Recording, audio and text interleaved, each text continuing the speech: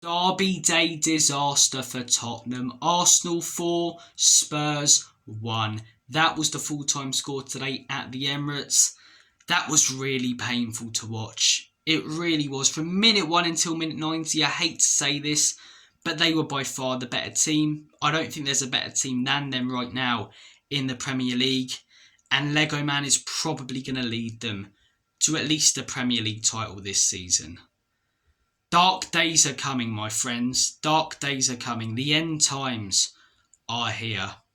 From a Spurs point of view, we were just awful. We were just absolutely awful. When I first saw the lineup, I was happy to see a back three, but then not to see Porro as a wing back. I thought, where are the chances going to come from? If you're going to play with wing backs, you're relying on creating chances in wide areas. So why are you not playing your most creative wide player, arguably the most creative player in general?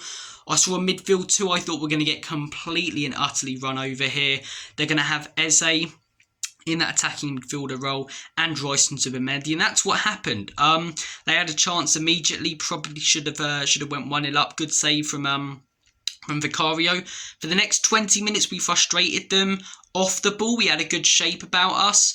They were playing it around quite slowly, but it was only a matter of time before they found a way through, because on the ball we just had nothing in that first half. Absolutely nothing. We could just not progress that football up the pitch. It was the same as it was against Chelsea. It's a good first goal from them, from Leandro Trossard. Danzo doesn't track his run. I know all three centre-backs could do better, but it's mainly Danzo. The second goal comes from a nice bit of play from Bukayo Saka. Eze gets it on the edge of the box, smashes it at Vicario, who should do a lot better there. He jumps up and starts blaming the defenders. Now, I don't want to single him out straight away because there were far worse performances than Vicario, but stop moaning at everyone else when you can't do your job properly. You cost us a point against Man United. I mean, if we don't concede that goal today, we still lose. Arsenal are way better than us, but you know, heading at half-time 1-0, you come out in the second half much more energised, you know? And it's just bad goalkeeping, and he gets up and immediately starts looking for other people to blame. Take some accountability and responsibility, man. But yeah, headed into half-time, 2-0 down, arguably the worst half of football this season. That's the problem. When you set up that defensively in a game, if it works, it's a masterclass. If it doesn't, it's pathetic. It's boring, and it really, really hurts to watch. It's a derby, man. Tottenham versus Arsenal. You've got to be putting your lives on the line on that football pitch, giving 110%. And we were just so passive in that first half. And yeah, the players usually need to step up. But part of that was due to the tactics. We had no intent to press them, really. No intent to close down the ball, just to sit in. And if we went in at half-time 0-0, we would have been lucky.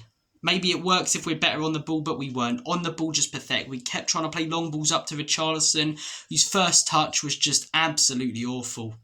Absolutely awful. An absolute pile of hippo feces. It really was. And then the wide players as well. Kudus, poor game. Odebert, just non-existent. The two midfield players need to do some classes on how to play the ball forward. But anyway, come out in the second half and I think, right, this can't be worse. Bang! Immediately concede a goal. Eberechi Eze to make it 3-0. I mean, he was brilliant today. Thomas Frank saying Eze who, and then the man goes and scores a hat-trick against us.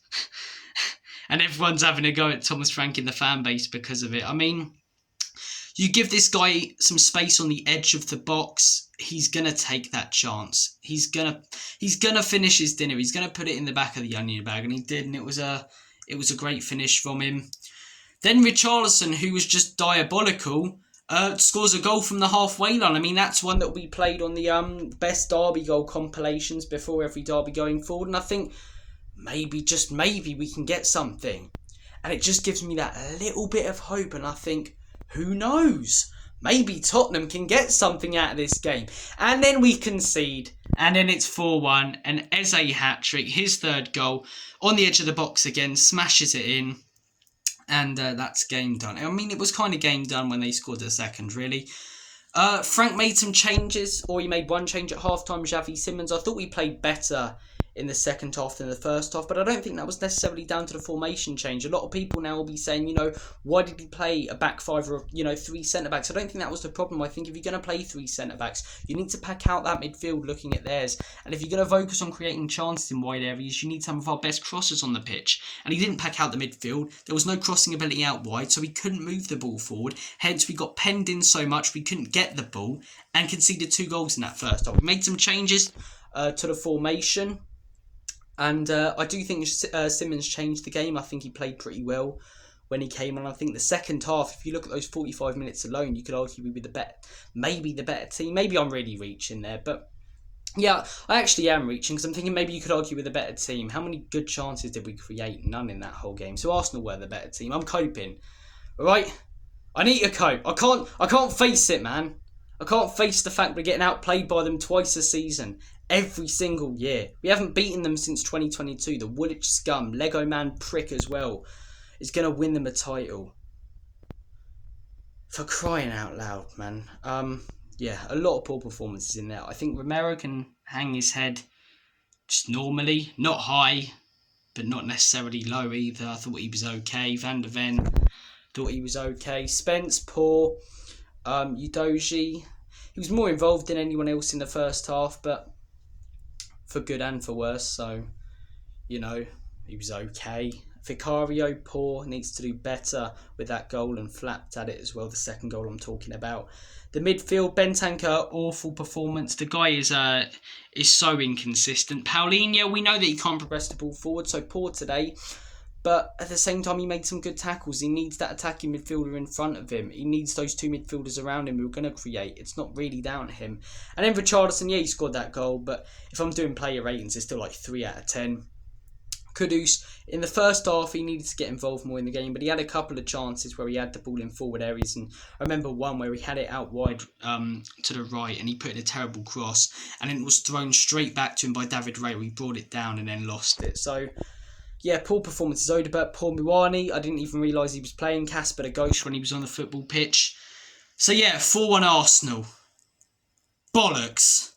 I'm off. See you later.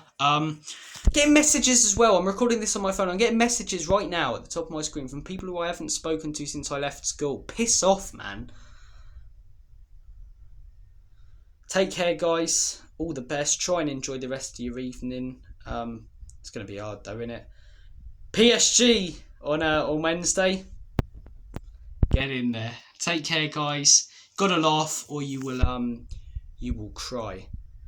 Yeah. Come on, you Spurs, I guess.